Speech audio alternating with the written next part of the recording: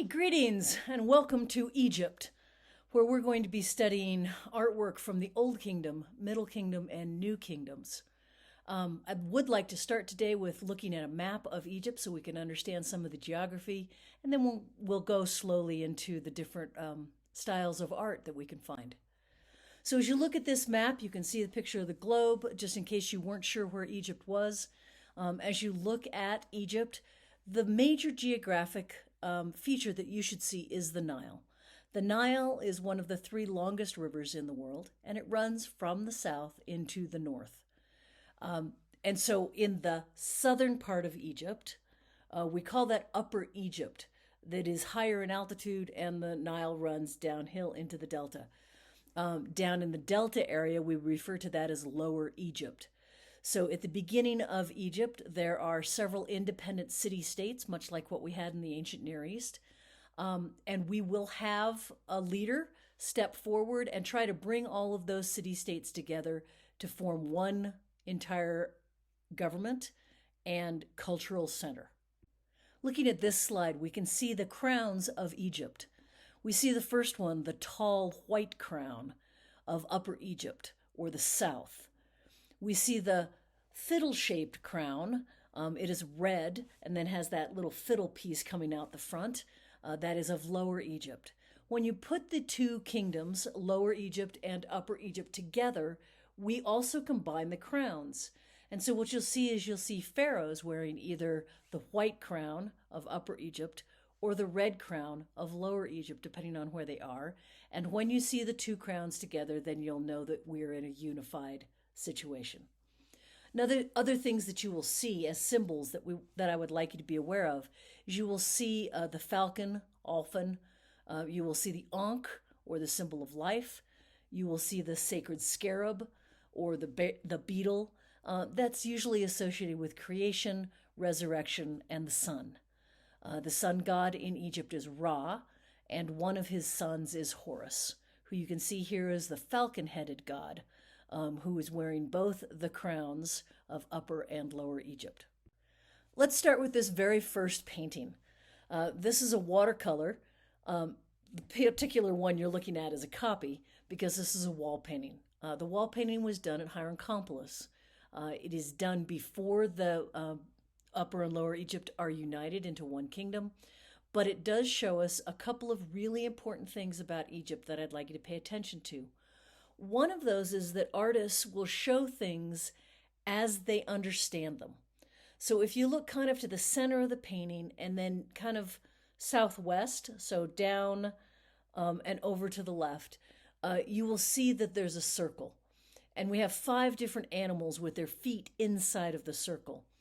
And here's what I'm trying to understand about these artists is the artist understands that animals go into corrals when they're domesticated.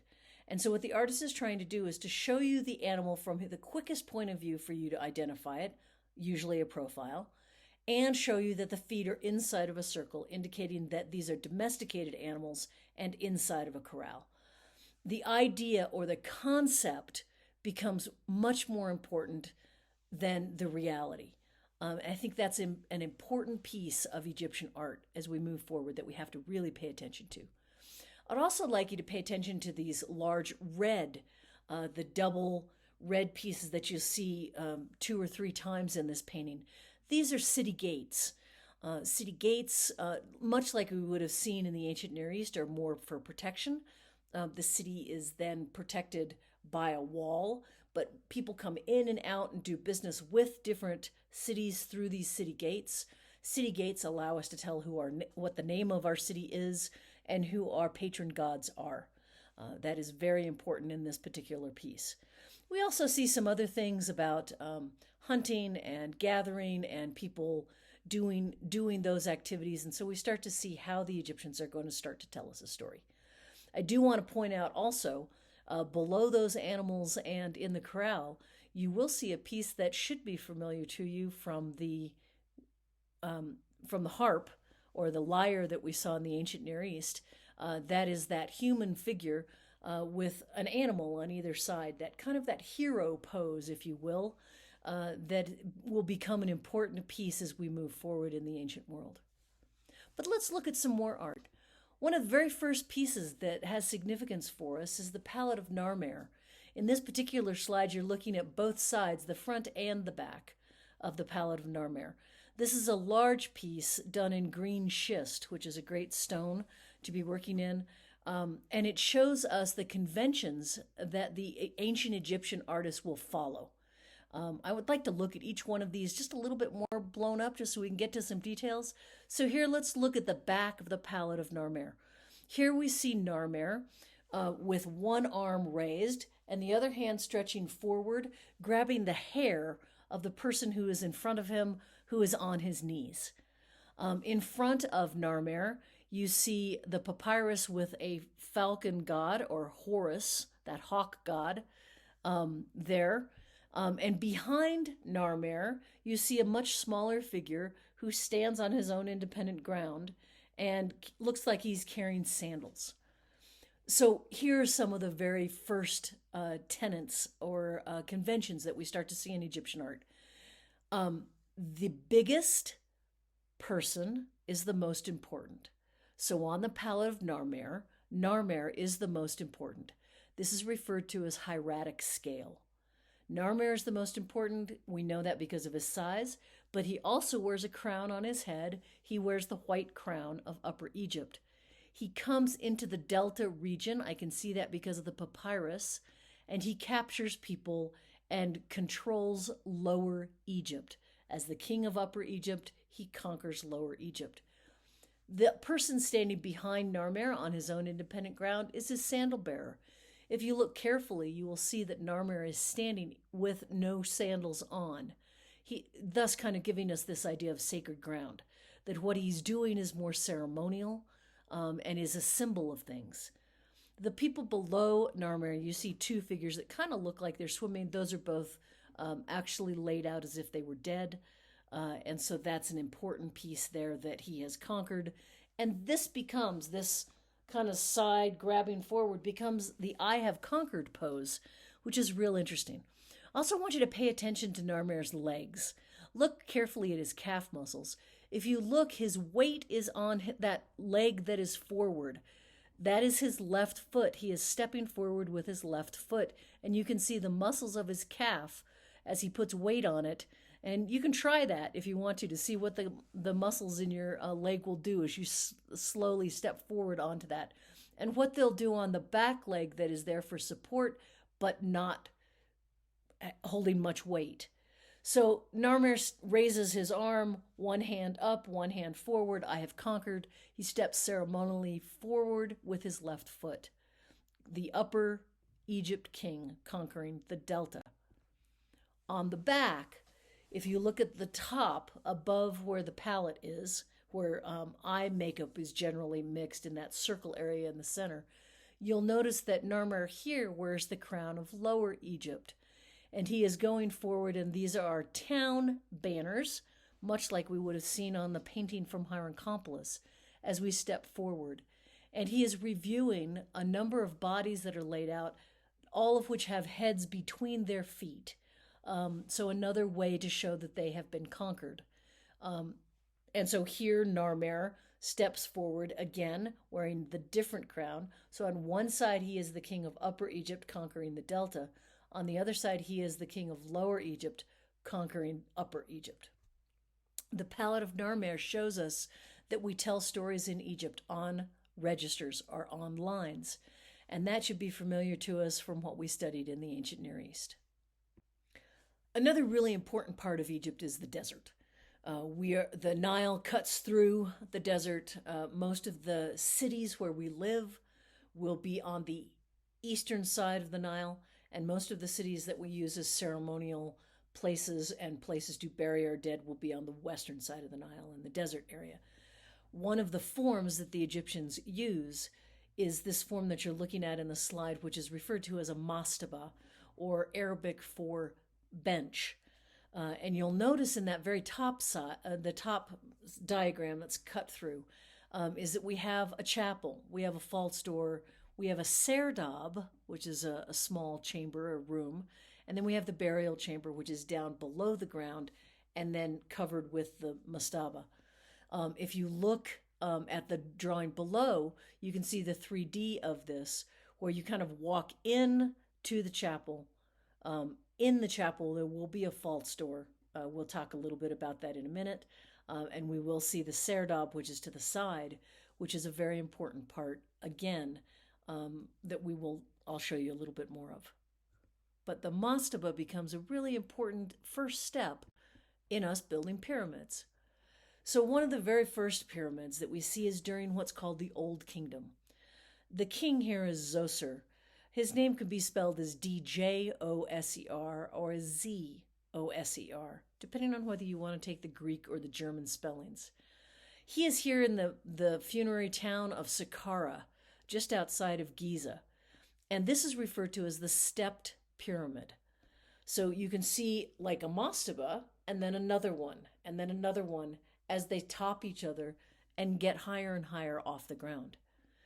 In this stepped pyramid, I think it's important to point out that this is the first building that we know of that has an architect.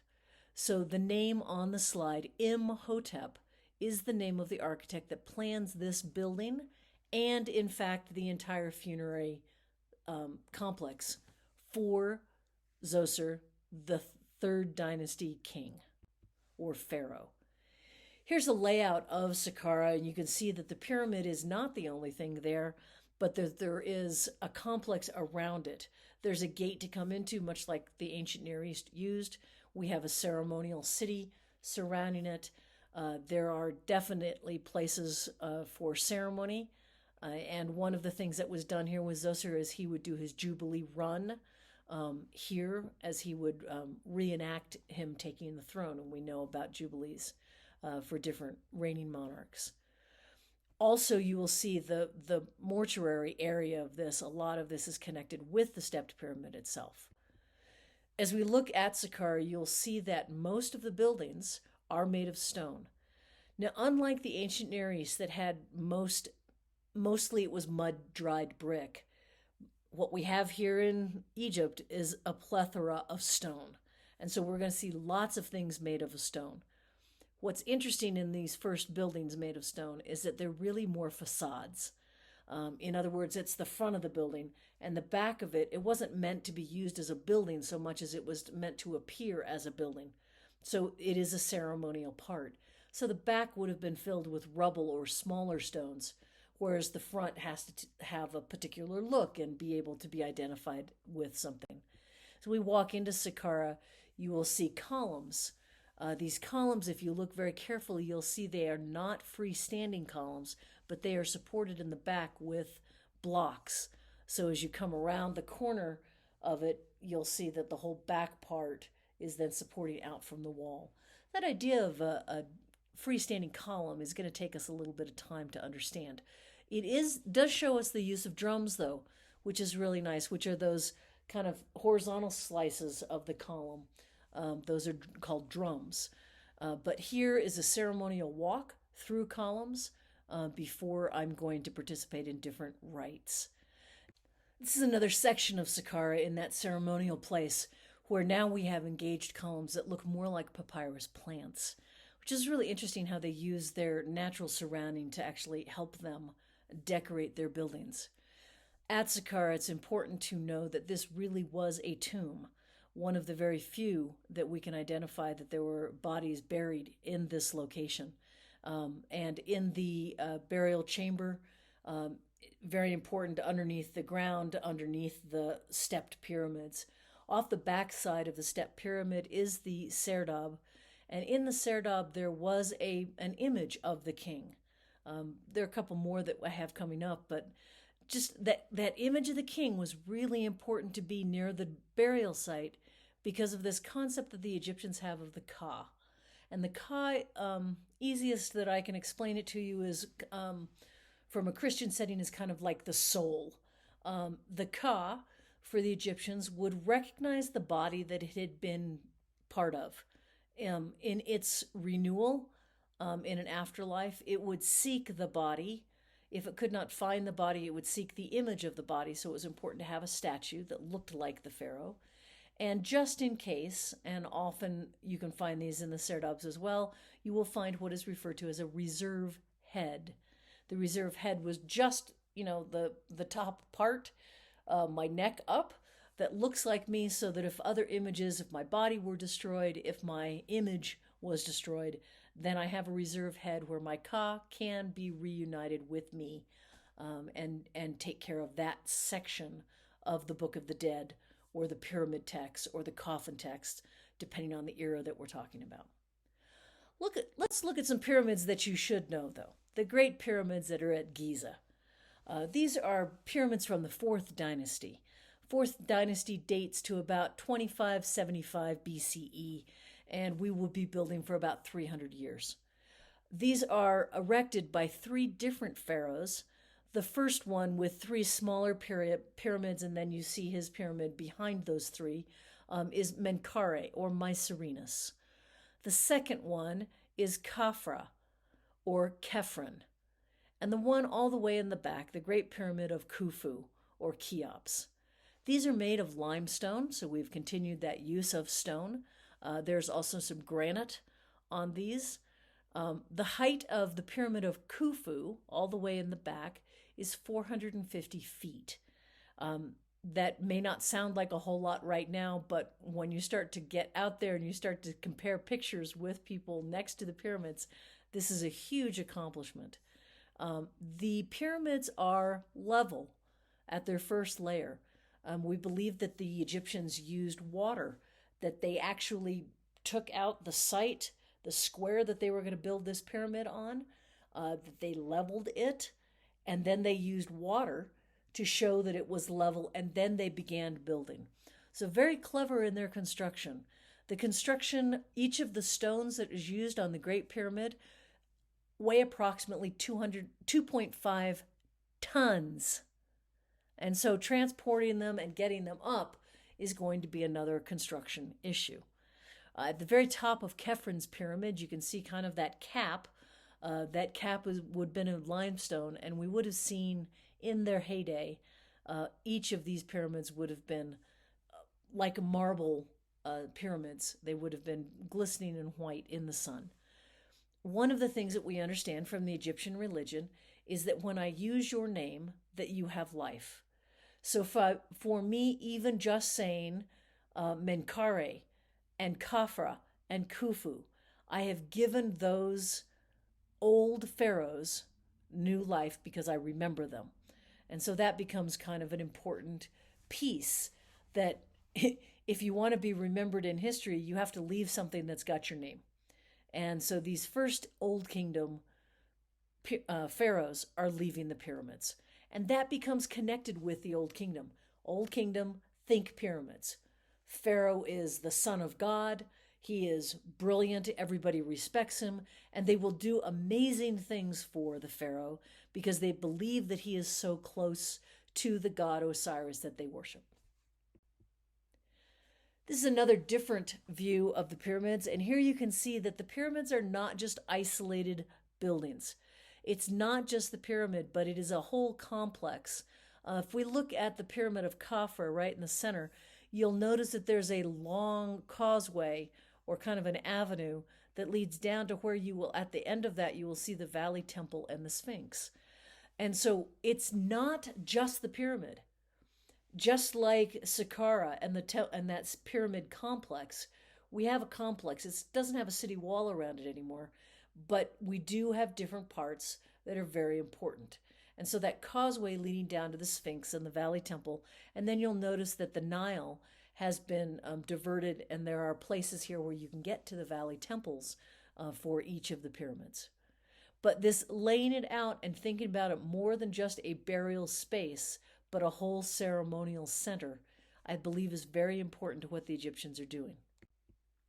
Here's just another view looking at Giza and these Fourth Dynasty pyramids. And you can see how the city has just grown up right there.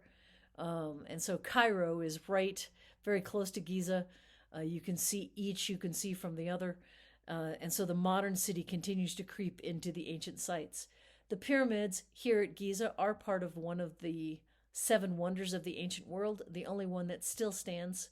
And that's important. As we look inside, if we were to do a cross section, of the pyramid of Khufu, we would see the following kinds of things. If you look down by number 3, you'll see an entrance.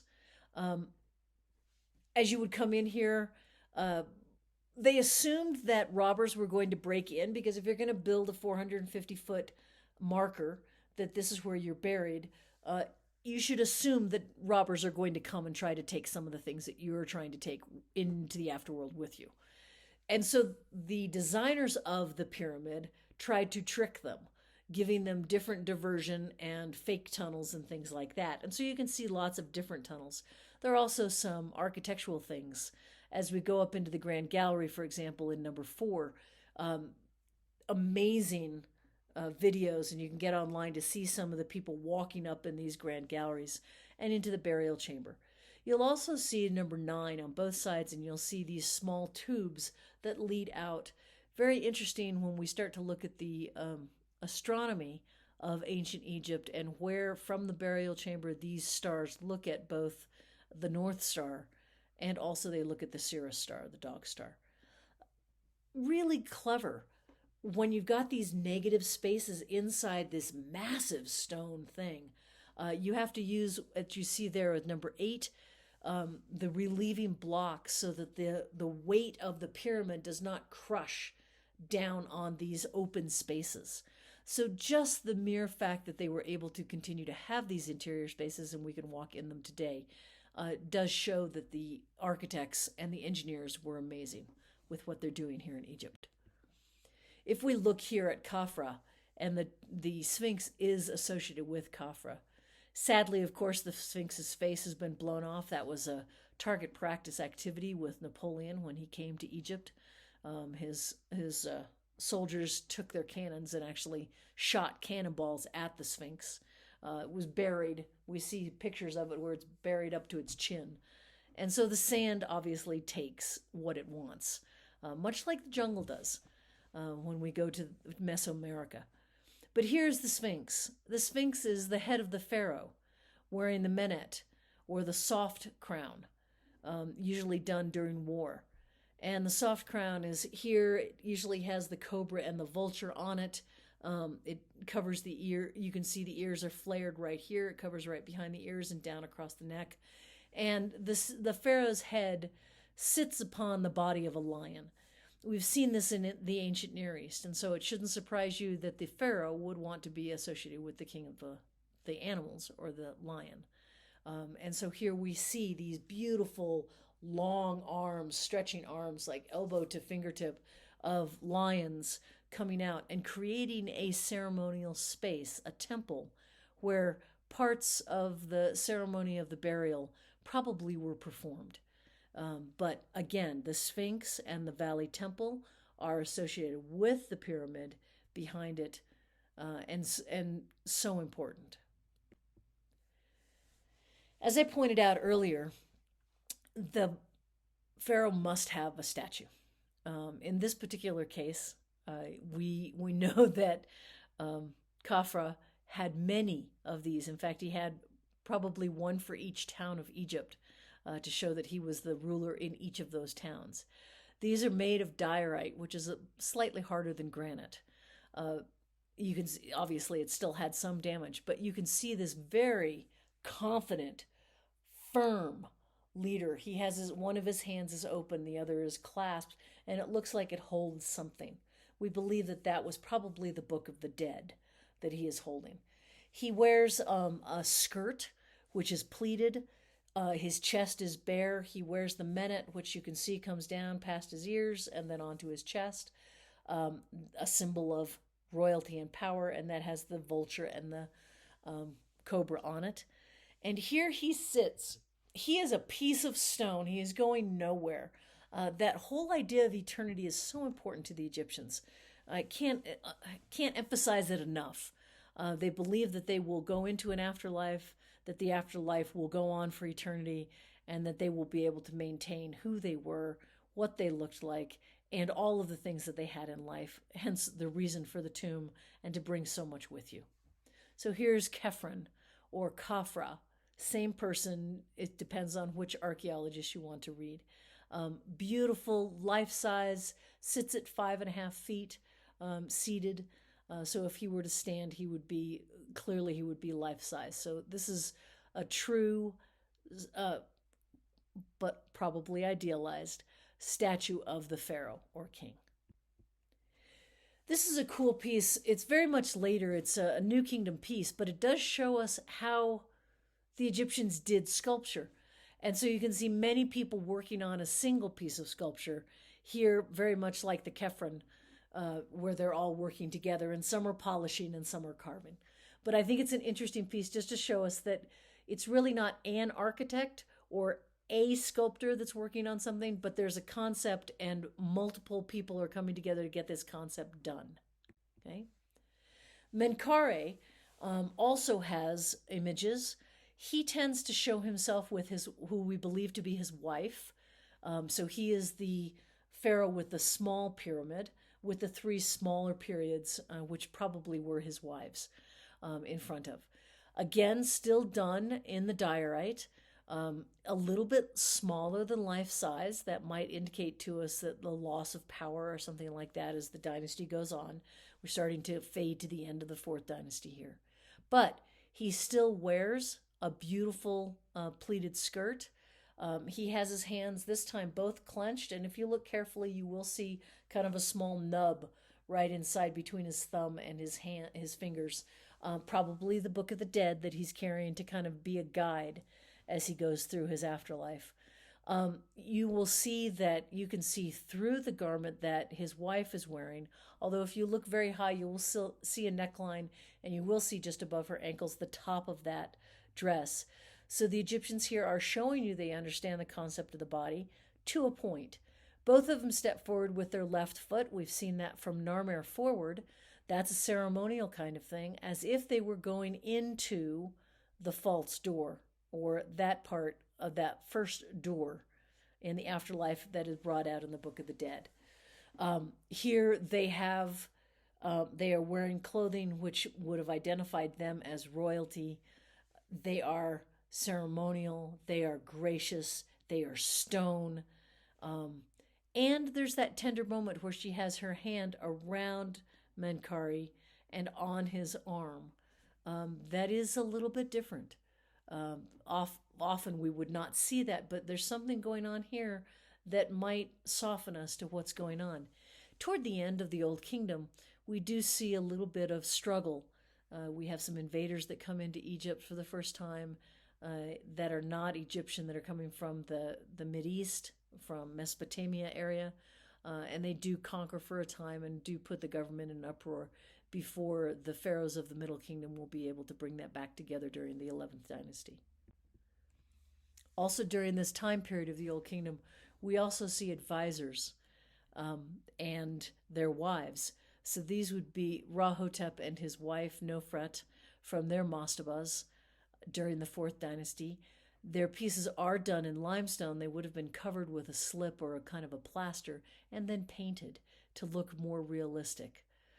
Not being done in the granite, but they are still likenesses that their Ka can come back to because they can identify what they look like. And I think this is really interesting because you'll see that Rahotep is shown as with a darker skin than the wife, and that would have been appropriate based on the fact that women were not to be working out of doors and men were. One of the major pieces I believe that really should be looked at, this actually is at the Louvre, and if you do travel to Paris, it is one of those you must leave the Grand Gallery of the painting and you must go down to the Egyptian wing and you must find this piece. You can see it all the way in the round. It is surrounded by a box, but you can walk all the way around the scribe. Now, the scribe, for me, reminds me a little bit about the votive figures that we saw in the Sumerian world. Those figures that had large eyes, that were very alert. They had their arms folded in some kind of petition or reverent pose. And here the scribe is alert in a different way. He has his scroll of papyrus. He has his pen in his hand, ready to write. He is poised. His back is straight. He's ready to go. This is a different type of alertness. And at the same time, we get to see that he is not perfect. He is not the Pharaoh. He does not have a nice six pack. I don't know how old he was when he passed away. This may be a very good likeness of him. But there are some imperfections, and so we know that the Egyptians were sensitive to that. We think it might be a very good portrait of his face. Again, that was an important piece for the Egyptians and their Ka to be able to come back to. But it shows us what his job was, and that also is important. And perhaps the king needed that as he were to go into his afterlife. Another figure we find in one of the mastabas, this time at Saqqara, but late in the 5th dynasty, is this wooden piece of Ka'apar. Ka'apar, again, stepping forward with his left foot. He wears a skirt that is tied with a knot and a tie. You can see the knot kind of comes up as a bow, half a bow. He steps forward. He has, I love the fact that he has articulated arms. In other words, the arms both move. They're jointed at the shoulders. So you can see the pins right next to those. And he holds a staff as he walks forward. Interestingly, he has a hole. So you can see his hand is poised and ready. He probably actually held a papyrus, much like he's holding his staff, which comes in and out of that opening of his hand. He probably had a copy of the Book of the Dead that was with him in his tomb. His eyes were made out of rock crystal, and when he was found, the people ran. The workmen ran from the tomb because he looked like the living governor, and so he is referred to as Ka'apar instead of by the name. So it was very interesting, great stories, but those rock crystal eyes I think they're blue, just so cool. To all of the really what the craftsmen are trying to do to use perhaps a more pliable subject than media than the stone. It's softer. Wood is softer, but I need to point this out. Wood is not very plentiful in Egypt, just like stone was not plentiful in the ancient Near East. And so when we find things made of stone, we pay attention to that. Unfortunately, we don't have a lot of wood in Egypt. And so things that are made of wood take on a particular meaning, and they kind of raise in their ranks of how important they might be, only because of the scarcity of the material in which they are made. So because the Old Kingdom has tombs and mastabas that are not just the pharaohs, we do get to see kind of, daily life. Here is a noble. The noble is T. One of the things that T does in his afterlife on the walls is he goes hippo hunting. So in the water below, you can see several hippos. And you can see T, remember, he's the largest person because he's the most important, standing there very ceremoniously, just like we saw Ka'apar, with his arm forward with a staff. He steps forward ceremoniously with his left foot, as if he is entering into the afterlife. And he's not the one working here. It's all of his servants that are working to hunt the hippos. But it is something that T wanted to do. He must have done it during his lifetime, and he wanted to continue to do it in his afterlife. We will also see different things of animals and crops and things like that. But these again are coming out of the different mastabas and the tombs at Saqqara and Giza, the surrounding areas in the Nile Delta, just south of the Nile Delta. Well, that's great for the Old Kingdom, where the pharaoh is in charge and we build lots of big pieces and pyramids.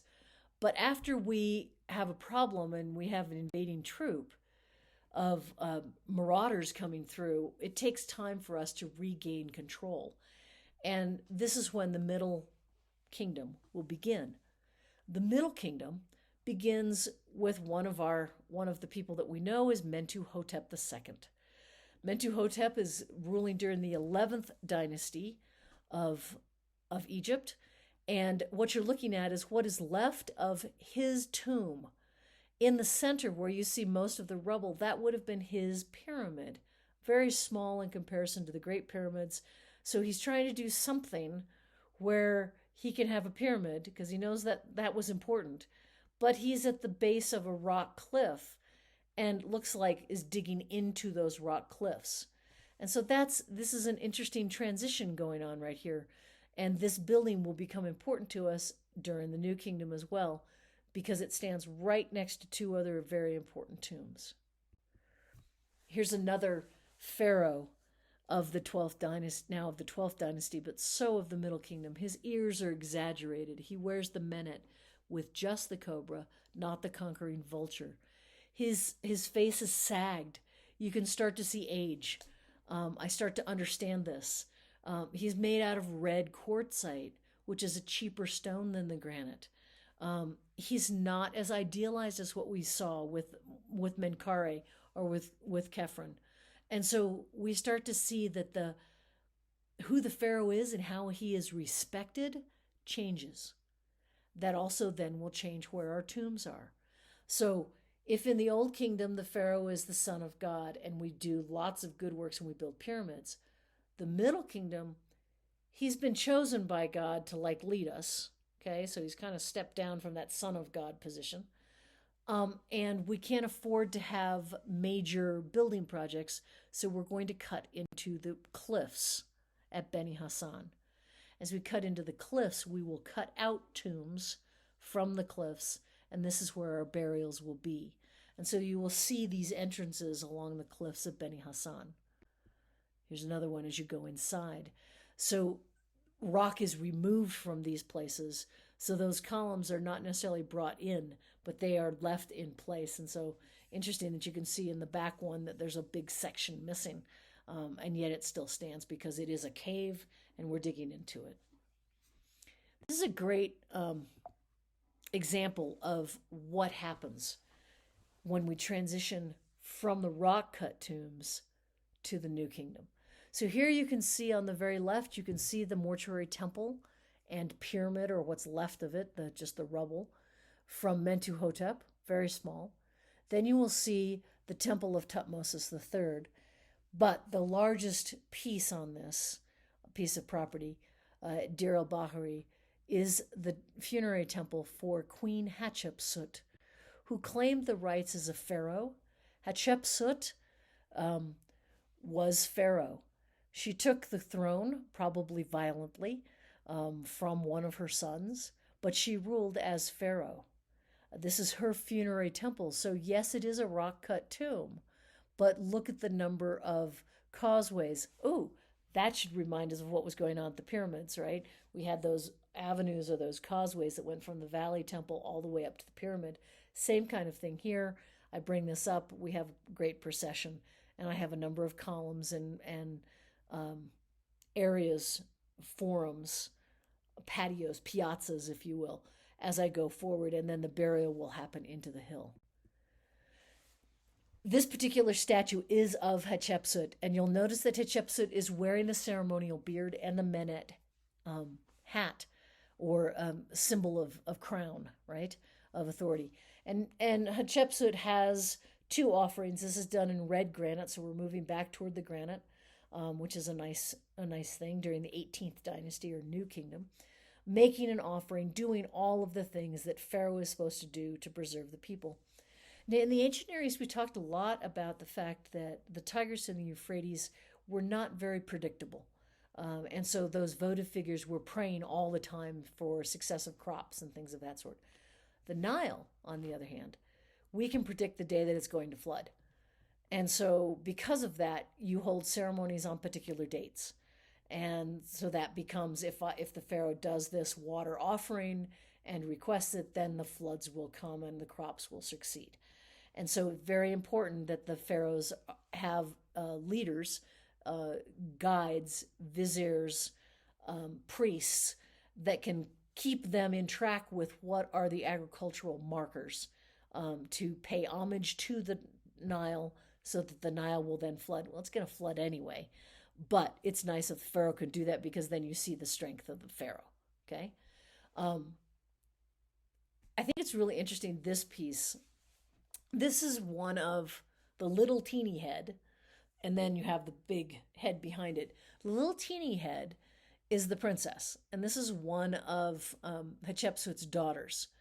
And behind that daughter is one of her guides, or viziers, or priests, if you will.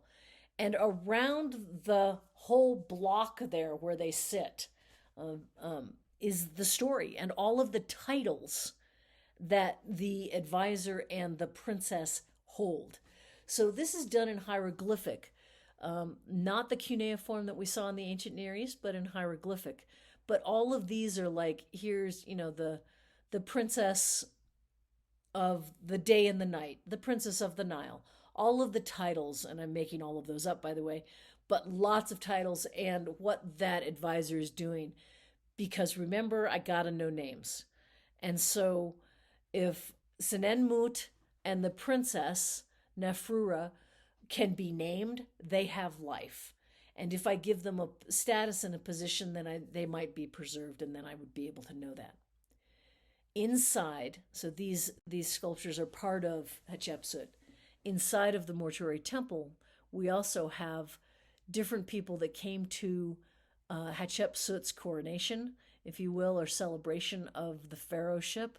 And here we do see the king and queen of Punt and their attendants coming. They are identified, so we do know that this was a historic place. But really interesting that you have three-dimensional sculpture. You have kind of this stylized sculpture with lots of hieroglyphics on it. And then you have this beautiful bas relief that's very, very shallow, which is painted to look realistic. Another element of the New Kingdom are the temples. So, the Old Kingdom, we had pyramids. The Middle Kingdom, we had rock cut tombs. Yes, we will have tombs in the New Kingdom, but we also have these temples. These temples are on the east side of the Nile. So they are meant to be used by those that are alive, which is very interesting. And it's almost as if we practice the rites of the dead, or those things that are written in the Book of the Dead, before we die, so that when we die, that we are ready to do all of the things and give key symbols and code words as we progress through the levels of the afterlife. Here's a great modern picture. You can see the cruise boat coming in right alongside. This is the temple of Amun Mut. This is Amun Ra, Mut, and Kansu, dedicated in this temple. The temples get a life of their own during the middle or during the high part of Egypt, this New Kingdom era.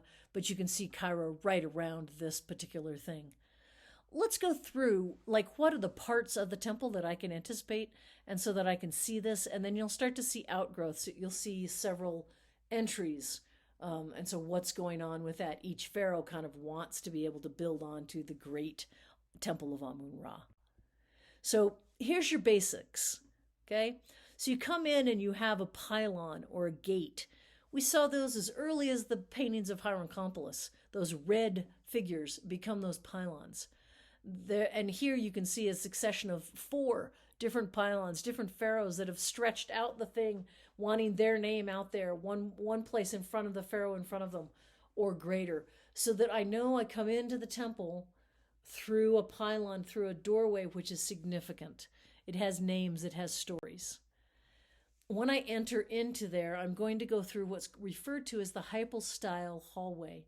Now, the hypostyle hallway takes me from this brilliant outdoors. I go through the gate, and then I come into this hallway, which is exposed to light and dark. Well, actually, before I go into the hallway, I do come into kind of an open area, piazza area, and then I will step into the hypostyle hallway. As we look at these in person, you can see this from the Temple of Amun-Ra at Karnak. And if you look up high on those columns, you'll see kind of there's a rectangular piece that has a bar, and then it has looks like little shutters. That's exactly what they are. Light would come in above the top ones, but not by the lower ones that had walls on the side. So you have like columns that are this size, and then you have columns that are much taller, which then hold the roof. And so it's kind of like full sun into the courtyard, a little bit less sun, into the hypostyle hallway, a little bit less sun as I'm going into this. Now, I do step up as I go in through the pylon and in through the courtyard, and the roof does start to come down. So I have this compression, almost like a pyramid, if you will, coming from the floor and the ceiling, and it narrows. Wide pylon, wide courtyard, hypostyle hallway starts to narrow, till I get to the sanctuary at the back. So almost like a pyramid on its side, which is an interesting concept about why we have pyramids. Another temple that is just so cool, and the fact that we still have it is amazing. This is the Temple of Abu Simbel. When the Aswan Dam was going to be put in, this was a temple built by Ramses II during the 19th dynasty of the New Kingdom that was going to be lost. Ramses sits at about 66 feet tall here. We know that he ruled Egypt for at least 50 years. And so this piece we wanted to be able to save. One of the things that's really interesting about this piece is it is set up to the sun, so that as the sun rises on the first days of summer, it goes through the center and in through, and you can see this cutaway. You can see the front of the temple and then all the way back. And then there is a disc all the way at the back that when the sun rises on summer, it comes right in the door, right to the back. Very cool that we can align our things to what the sun is doing. The sun and the stars become very important to us. Now, because this temple was going to be flooded by the Aswan Dam project, it was important to, and we decided that it was important enough to save it. And so it was cut into smaller pieces. All of those pieces, kind of like think three-dimensional jigsaw puzzle, the whole piece was taken apart, including the interior of the temple, was brought to a higher point and reassembled, so that we still have this temple today. And they did work on the realignment so that it could still happen, so that it would light up on the right day of the year, all the way into the back. As we go forward, as we step into this temple through the center, you can start to see some of these things. You see statues of Ramses on the right and the left. You see a beautiful ceiling that's painted, and then you can start to see back into the temple these parts that would have been lit as the sun rose in summer. But during the New Kingdom, even if the pharaohs are respected, they tend to do things that are large so that their names get mentioned and done. This seems to be something that is significant for the ending of a culture, is that we tend to kind of make everything a lot bigger than probably it should be. And so having your own portrait, 4 of them, in fact, not just one, but 4 of them, so that when someone entered into Upper Egypt, they saw 4 of you, the mighty pharaoh. It could be more of an entrance gate, but it also could be some of that intimidation piece that we would have seen with the Assyrian kings. But along with that, I do temples. I don't build funerary monuments quite as much as I did. Those are actually dug underground, and things are very, very quiet about that. Just a couple of different pieces that I think are so cool to look at. These are paintings that come from different tombs. If you look down at the bottom, you will see musicians, and you will see 2 eyes. Generally, in Egypt, we only see it in profile. You only see those figures. You'll see a frontal chest, but the head is in profile. Very interesting. And here down at the bottom, we see the musicians blowing on flutes, and we can see both of their eyes. There are rules here, obviously. It should remind you of the standard of Ur, telling stories in ceremony, in registers, or in bands of information. You could remember the Tomb of Ti, where he goes hippo hunting. Well, here's a geese hunting scene.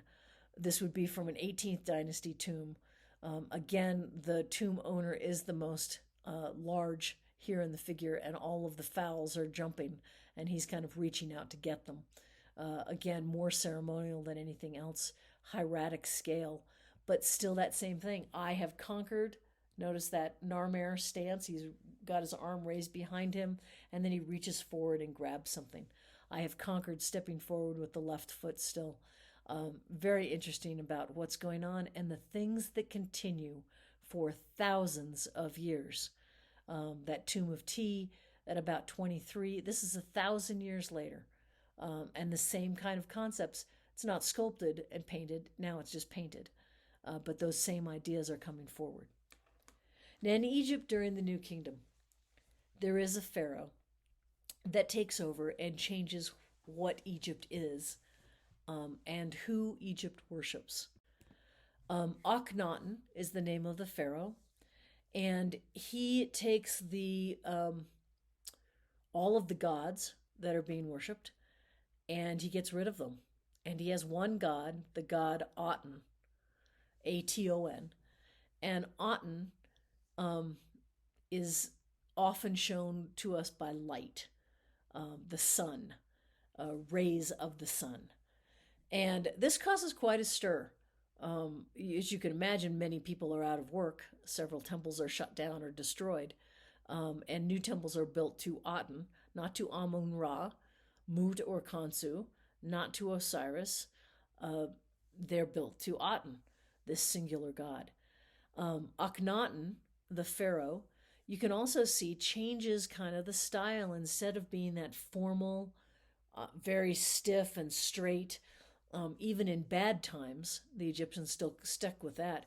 But you start to see like a curved, exaggerated long face, a curve to his belly. Yes, he's still wearing a pleated robe, but it fits a lot differently.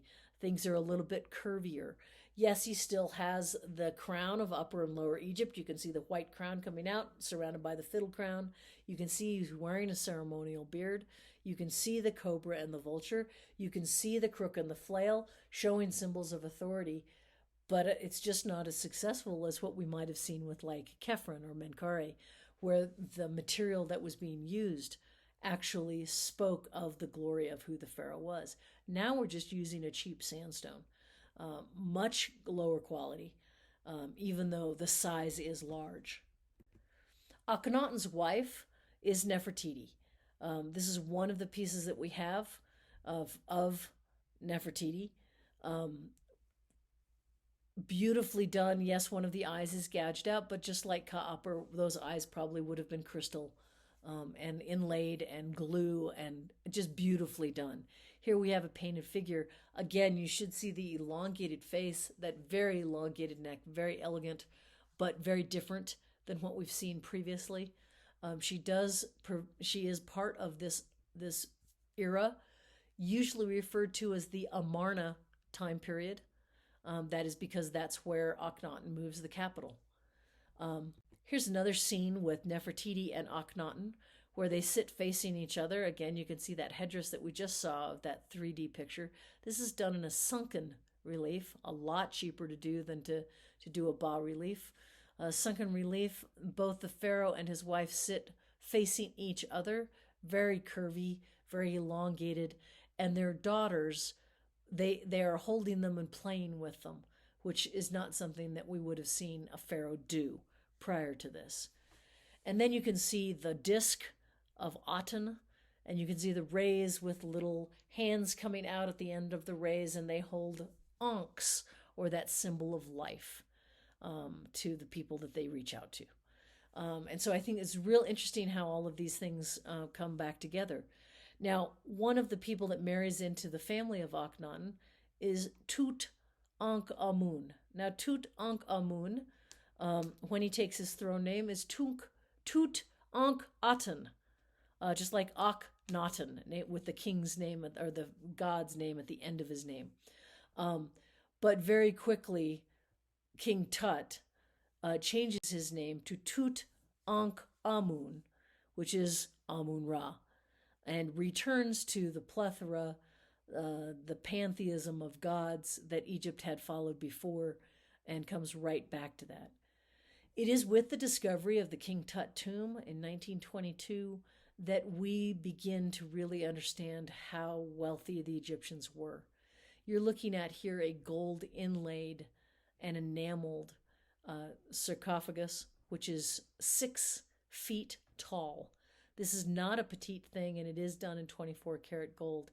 When Howard Carter finally got to the sarcophagus and started to unwrap this, he realized that there were several layers of gold around King Tut, and it does give us a very deep understanding of how the mummies were formed, how they were covered, what the layers were like, because, of course, his tomb was found almost undisturbed. Here's another view of that so that you can see this King Tut's golden coffin. course, over his mummy and over his head was his death mask. This has traveled. The gold coffin does not travel, but the death mask has left Egypt and come to the United States. I was lucky enough to see it in 1977 when it traveled to the New York Metropolitan Museum to open their Temple of Dendur show. The King Tut exhibit was absolutely phenomenal. This piece is, I cannot express to you how gorgeous it is. It is all burnished 24 karat gold. It has inlaid lapis, carnelian, different semi precious stones. It is magnificent. It is soft and it is regal. He has the cobra and the vulture on the soft menet. He wears a beautiful necklace. He wears the false beard. All of these things are absolutely gorgeous, and again, found on his coffin, which was found in a gold sarcophagus, which was found in a stone sarcophagus. Several different layers, and just absolutely amazing. The King Tut tomb, discovered by Howard Carter, also had a whole bunch of other things: chests, chariots, oils, alabaster jars, lights, chairs, games, all of these things. Just absolutely amazing, just trove of treasure. And from what we understand, King Tut was a very minor pharaoh.